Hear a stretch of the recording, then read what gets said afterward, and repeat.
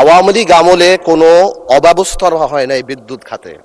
আওয়ামী লীগ আমলে হয়েছে লাগামহীন দুর্নীতি আর চুরি বিদ্যুৎ খাতে। আমার ভাই Nahid, Hasnat, they only 28 years of age। 18 বছর আগে তাদের 10 বছর বয়স ছিল। তারা শেয়ার মার্কেটের দরবেশের অত্যাচারে 30 লক্ষ লোকের ফকির হয়ে যাওয়ার কথা জানে না, জানলেও সেটা ফিল করে না। বিডিআর পিলখানার কথা ফিল করে না, হয়তো জানে। তারা হেফাজতের সময় আলেম ওলামাদের রাস্তায় কান ধরে উঠায়া বসার সেই অপমানের কথা ফিল করে না। We couldn't connect to them. আমি গত সপ্তাহে লক্ষ্য করলাম আমাদের মাননীয় প্রতিমন্ত্রী বিদ্যুতের সংকট নিয়ে কথা বলার সময় আমাদের অমিত সাহেব একটা জায়গায় একটা ওয়ার্ড ইউজ করলো, ফ্যাসিস্টের অব্যবস্থাপনা। আমি মনে করি এটা অনেক সফট এবং মাইল্ড একটা ওয়ার্ড ব্যবহার করা হয়েছে। আওয়ামী লীগ আমলে কোনো অব্যবস্থা হয় নাই বিদ্যুৎ খাতে।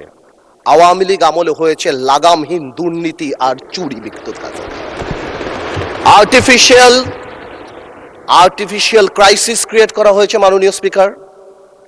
গ্যাস উত্তোলন করা হয় নাই বাপেক্স দিয়ে, ফেয়ার করা হয়েছে তৌফিক এলাহি সাহেবকে দিয়ে, যেটা ছিল সম্পূর্ণ একটা ব্লাফ। তারপর কুইক রেন্টাল দিয়ে কুইক ডিস্ট্রয় করা দিয়ে হয়েছিল এই দেশকে, এবং সেই বোঝা আমরা এখনো বয়ে বেড়াচ্ছি। আমি এই কথাটা সম্মানের সাথে এই জন্য বলি না, আমি কয়েকদিন ধরে আই ওয়াজ ওয়ান্ডারিং যে কেন তরুণ সমাজরা বারবার শুধু জুলাইতে এই 36 দিনের কথাই বলে। দেন আই রিয়েলাইজড যে আমরা 2008 থেকে গত 17 বছরের আওয়ামী লীগের অত্যাচারের কথা তাদের সাথে কানেক্ট করতে পারি নাই। আমার সামনে বসা মাননীয় সংসদ সদস্য আমার ভাই Nahid, Hasnat, they only 28 years of age। 18 বছর আগে তাদের 10 বছর বয়স ছিল।